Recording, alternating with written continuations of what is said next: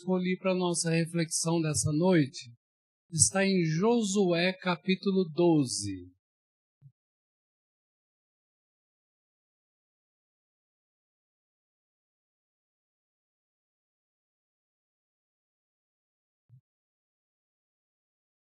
Primeiro livro histórico do Antigo Testamento, depois dos 5 primeiros livros da lei, nós temos ali Josué. E hoje nós vamos para o capítulo 12, eu vou ler todo o capítulo.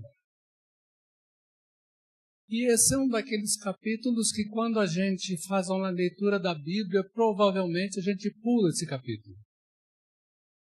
Porque tem muita genealogia, tem muito nome difícil, mas se ele está aqui na Bíblia, certamente ele tem uma mensagem para nós. E é por isso que eu queria refletir com vocês sobre esse capítulo.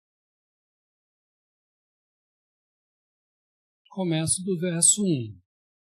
São estes os reis da terra, aos quais os filhos de Israel feriram, de cujas terras se apossaram da além do Jordão para o nascente, desde o ribeiro de Arnon até o monte Hermon e toda a planície do Oriente.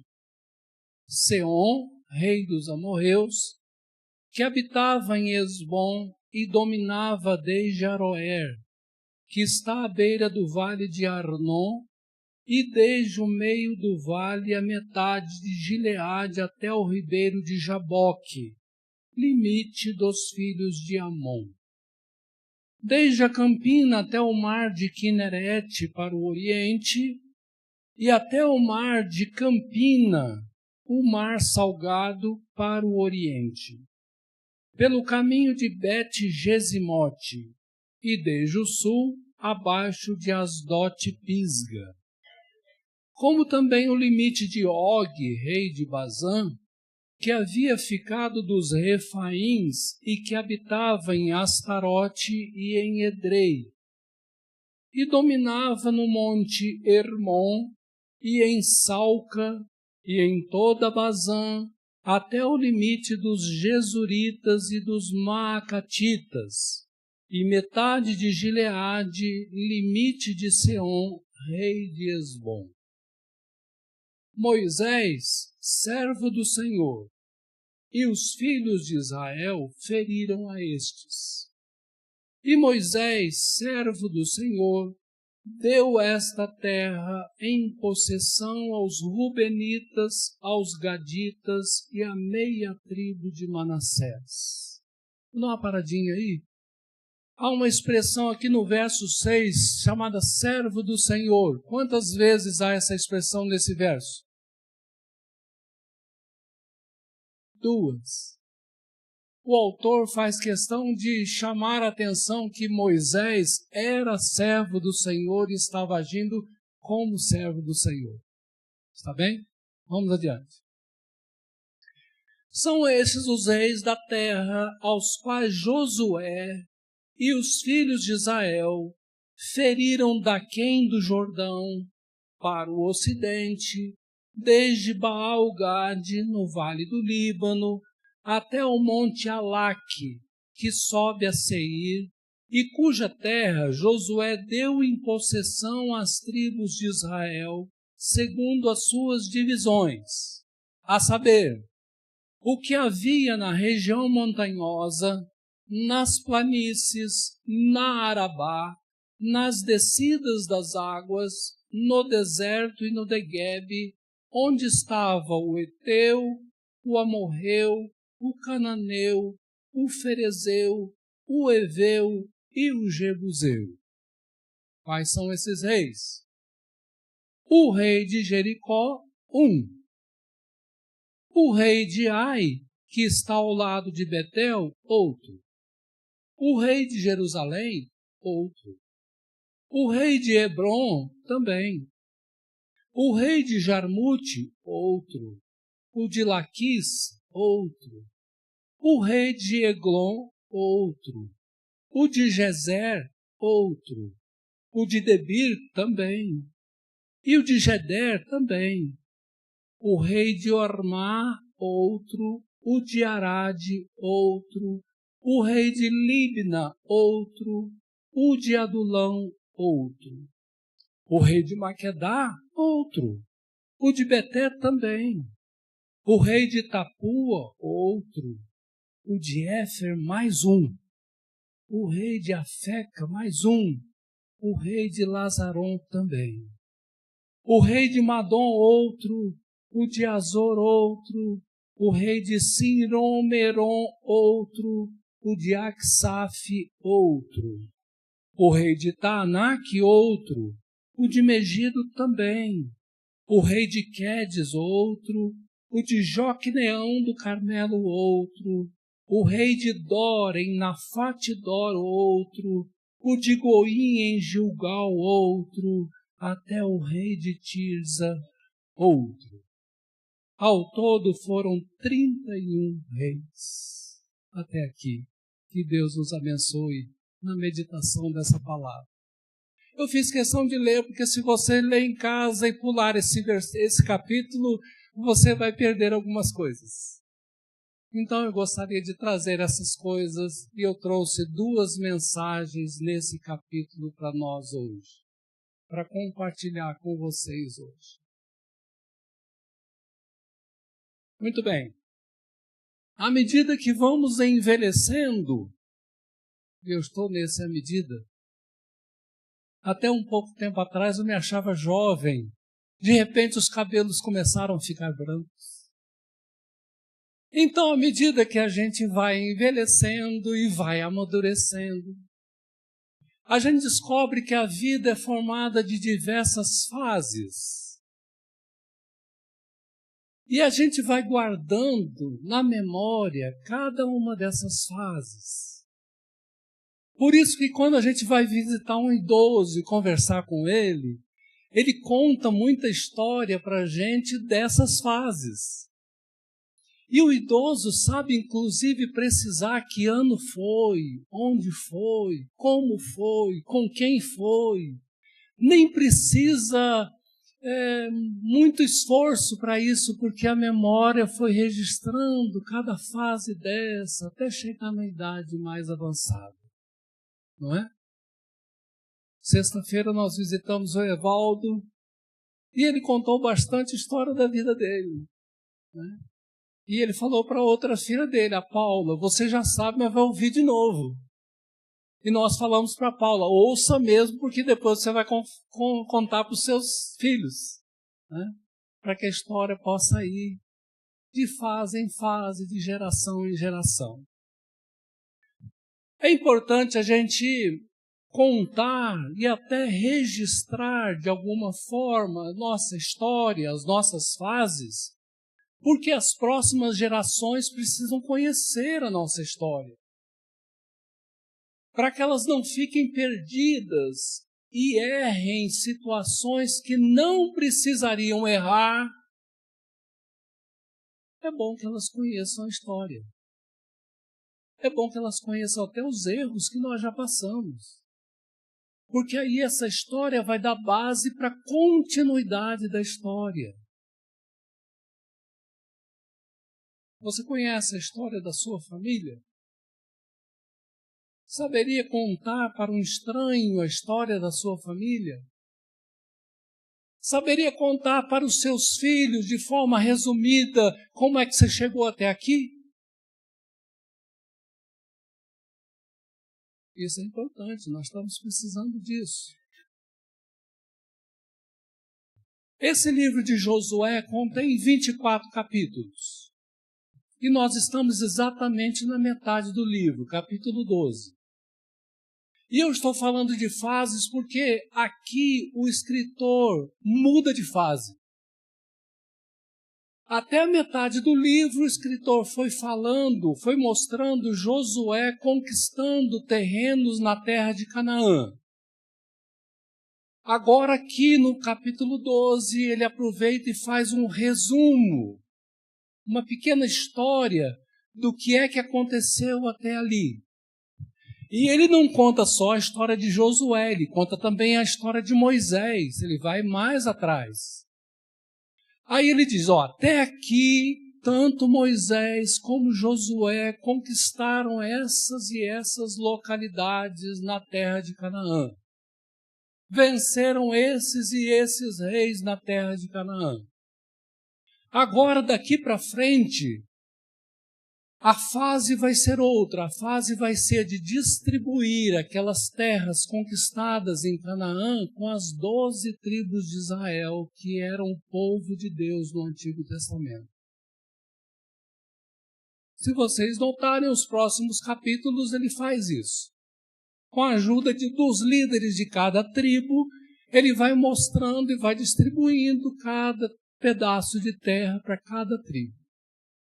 Então mudou aqui, exatamente no capítulo 12 é que mudou, e por isso eu fiz questão também de trazer esse capítulo 12 para a gente refletir nele nesta noite.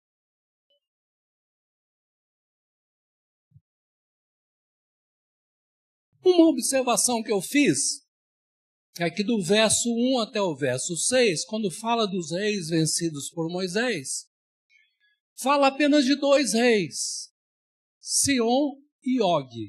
Sihon, rei de Hesbom, e Og, rei de Bazã.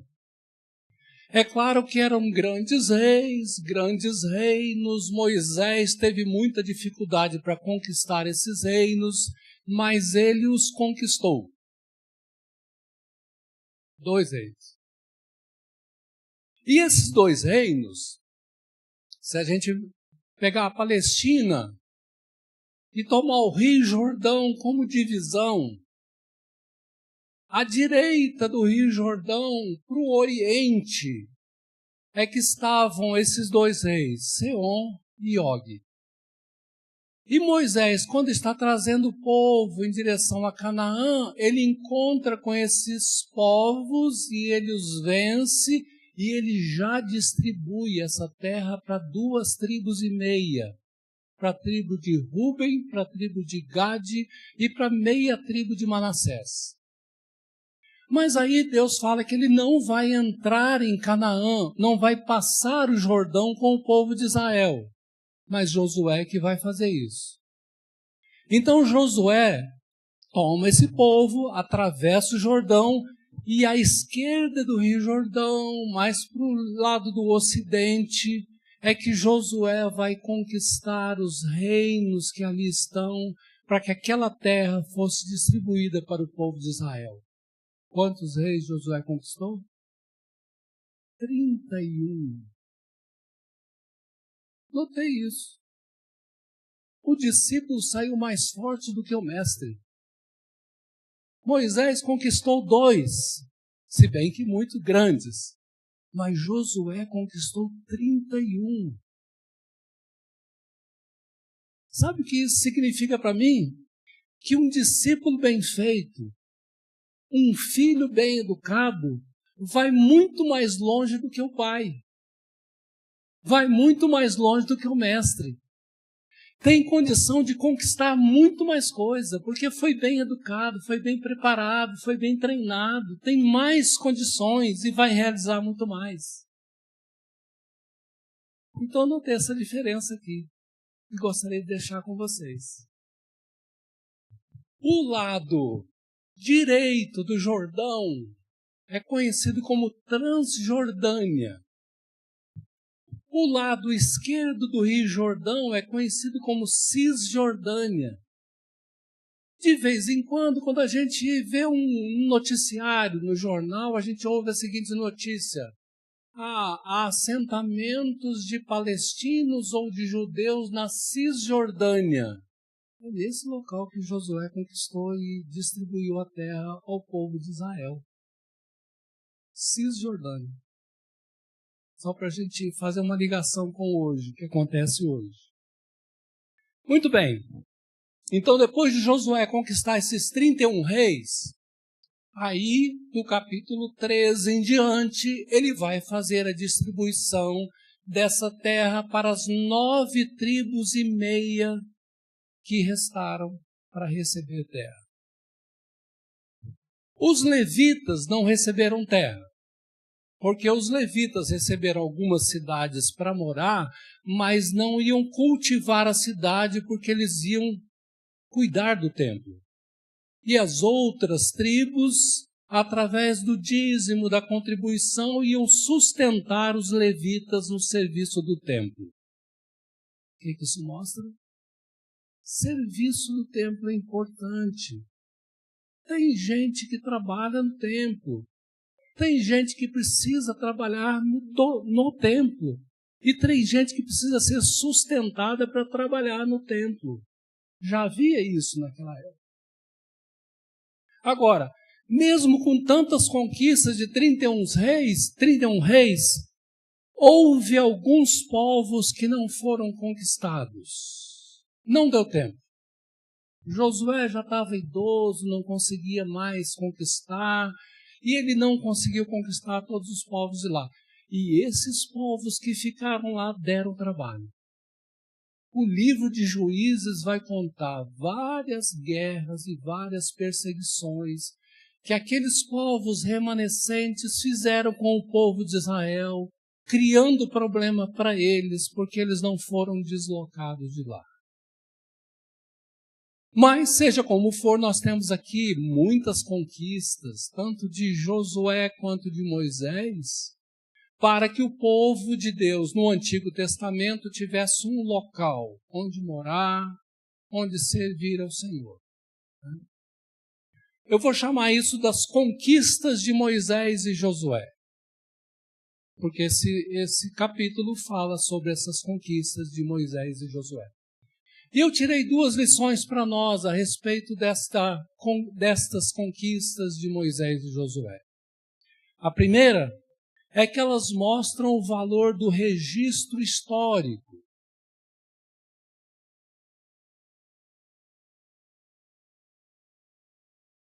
Registro histórico. Eu noto que a gente tem dificuldade com agenda, com balanço, com ata.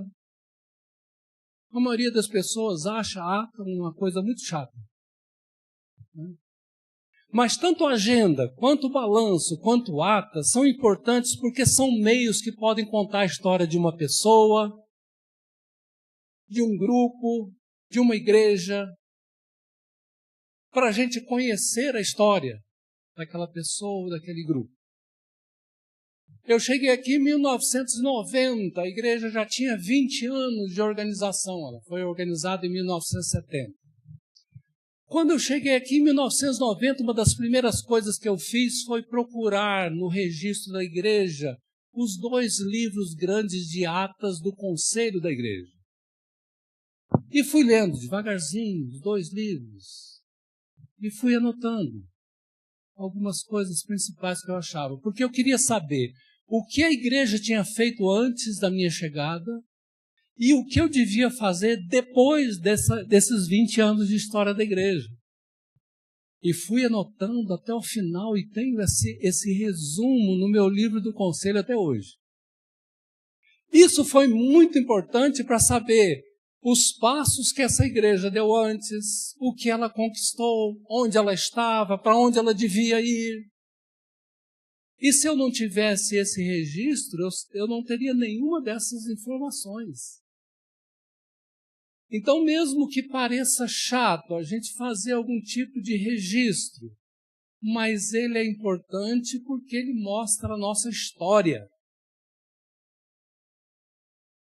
Já pensaram como teve gente trabalhando e anotando para fazer um capítulo 12 desse de Josué? Porque isso aqui registra a história de muitos anos de luta. Teve gente anotando, bom, agora foi essa vitória, depois, agora foi essa. Estava anotando, e essa anotação foi passando, até chegar em alguém que pôde colocar isso num livro. E se não tivesse, a gente não teria essa informação, a gente não saberia desse capítulo rico da história do povo de Deus do passado. A gente não saberia de pessoas que serviram a Deus e pessoas que Deus usou para conduzir o seu povo naquela época. Então, o registro histórico é importante, muito importante. Eu queria perguntar para cada um de nós temos algum tipo de registro na nossa história? Nem que seja só da memória? Nós já contamos essa história para os nossos descendentes, para os nossos amigos, para quem nos conhece. É importante a gente contar. A história mostra o que Deus está fazendo na nossa vida. Porque, de uma certa forma, nós buscamos a Deus e queremos que Deus dirija a nossa vida. E o resultado disso fica uma história boa. Lá no Espírito Santo, um primo meu resolveu fazer uma árvore genealógica de algumas famílias que vieram da Suíça lá pelo ano de 1850 e foram para o Espírito Santo. Aí ele contou a história, fez um registro lá e dentre esse registro de várias famílias, contou a história Scherrer. Os primeiros Scherrers do Brasil vieram em 1855, mais ou menos, da Suíça, uma parte da Suíça que fala alemão, vieram para o Espírito Santo. E lá ficaram, e lá trabalharam, e lá tiveram filhos e netos e tal. Eu fui descobrindo, eu tive acesso a esse livro que o meu primo fez. E eu descobri que eu sou a 5ª geração dos Scherrers no Brasil. 5ª geração. Tomando por base mais ou menos 30 anos para cada geração, eu sou a 5ª. O Bruno e o Fábio são a 6ª. E o Rafinha já é a 7ª.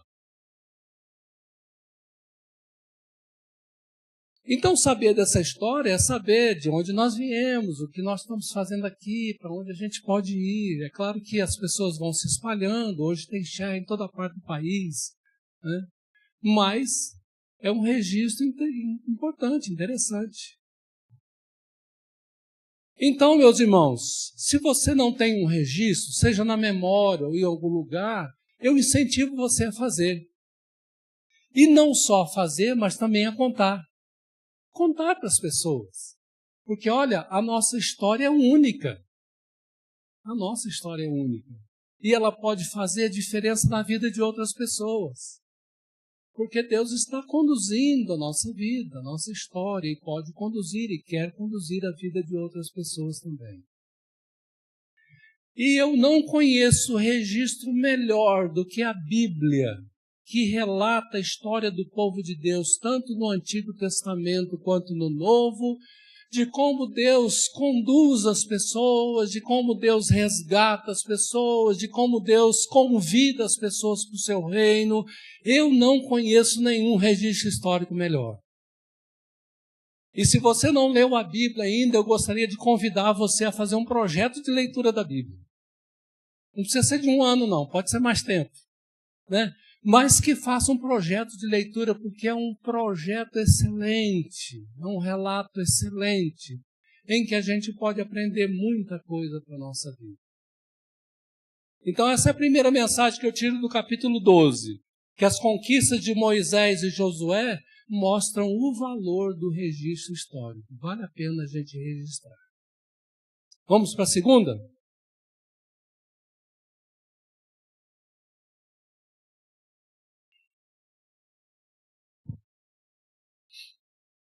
As conquistas de Moisés e Josué também mostram o valor do projeto histórico.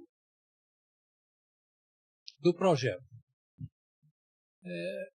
Desde a adolescência, quando a gente começa a tomar conta de quem nós somos, ter mais consciência de nós mesmos, algumas perguntas a gente começa a fazer para nós mesmos. Quem sou eu? O que eu estou fazendo aqui? O que eu vou estudar? O que eu quero ser? Com quem eu vou me casar? Onde eu vou morar? E tantas outras perguntas. São perguntas difíceis, mas são perguntas importantes para a nossa identidade. E eu diria mais, para a construção da nossa história. Essas perguntas podem levar alguns anos para terem respostas, mas elas precisam ser feitas, e elas precisam ser aguardadas, e elas precisam ter uma resposta boa para a gente ter um bom projeto de vida. Quem não tem projeto não vai a lugar nenhum. Fica gastando tempo, fica perdendo tempo. Depois não vai ter história para contar, ou se tiver, uma história ruim. Mas se a gente tem um projeto na vida, se a gente quer ser alguém, quer fazer alguma coisa boa, a gente vai ter história e história boa para contar. Porque a nossa vida tem um projeto, ou alguns projetos. Pois bem, tanto Moisés quanto Josué foram chamados por Deus para um projeto, que era o projeto de conduzir o povo de Deus do Egito até a terra de Canaã. Moisés foi até a porta de Canaã, mas aí Deus falou assim, é só até aqui por você. Agora veio Josué. E o Josué atende o chamado e fica a vida inteira a serviço de Deus. Duas pessoas chamadas por Deus para projetos especiais e que disseram sim, vamos fazer. E fizeram. E tiveram uma vida maravilhosa, proveitosa no reino de Deus. Agora, trazendo isso para nós, quais são os projetos da nossa vida? Eu não digo que a gente precisa ser pastor para servir ao Senhor, ou precisa ser um missionário para servir ao Senhor. Estes servem ao Senhor de maneira especial, mas a gente em qualquer profissão digna, em qualquer trabalho digno, de acordo com a nossa vocação, com a vocação que Deus nos deu, a gente pode ter um projeto importante na história da nossa vida. Mas para isso a gente precisa buscar a Deus. Precisa ouvir a Deus. Precisa ver os sinais que Deus vai dando na vida da gente. Precisa atender a condução do Espírito Santo na nossa vida. Para a gente chegar num ponto e falar assim, puxa, que coisa boa. Sinto-me realizado. Consegui fazer tanta coisa. Acho que Deus me levou por aqui, por aqui. Eu agora tenho uma história boa para contar, porque teve um projeto bom a ser realizado. Então a gente precisa perguntar se os nossos projetos são orientados por Deus e abençoados por Deus. Se eles forem, vai valer a pena. Vai resultar numa boa história para a gente contar. Mas se eles não forem, quem sabe está na hora de mudar de projeto. Quem sabe está na hora de procurar a Deus e falar, Senhor, eu quero um projeto bom, que vale a pena. Dá-me um projeto. Então a gente precisa se perguntar se os nossos projetos são orientados por Deus, se são abençoados por Deus, porque se forem, vai ser um projeto que vai valer a pena a nossa vida. E a gente vai ter uma ótima história para contar. Um registro bom para fazer. Eu não conheço projeto melhor do que o que Jesus fez na história da humanidade. De vir a esse mundo, de se colocar no nosso lugar, de ir para uma cruz pagar os nossos pecados, para que a gente tivesse o direito à vida eterna na presença de Deus. Não conheço um projeto melhor. Mas esse mesmo Jesus nos convida para o melhor projeto em nossa vida, que é segui-lo, que é participar da igreja, que é cultivar a fé, que é anunciar o evangelho, que é convidar outras pessoas para seguir a Jesus. Então só aí nós já temos o primeiro e melhor projeto da nossa vida. Não acho que ele deve ser o único, mas que ele é o melhor projeto para a nossa vida, ele é. E todos nós somos convidados a participar desse projeto de Jesus, de segui-lo, de participar da igreja e, através dela, convidar outras pessoas também para esse projeto maravilhoso. Vou terminar dizendo que esse balanço, que esse capítulo 12, que contém aqui um registro das conquistas de Moisés e de Josué, possam nos inspirar a ter bons projetos na vida e a registrar e contar esses projetos para as outras pessoas. Que Deus abençoe a nossa vida para que a gente viva assim. E que a gente possa falar, ou alguém possa falar da nossa vida de uma maneira boa, que a gente participou de um projeto que vale a pena. Vamos orar por alguns instantes, silenciosamente, conversando com Deus a respeito disso que nós acabamos de ouvir? Silenciosamente, façamos uma oração, daqui a pouco eu faço uma oração em voz alta.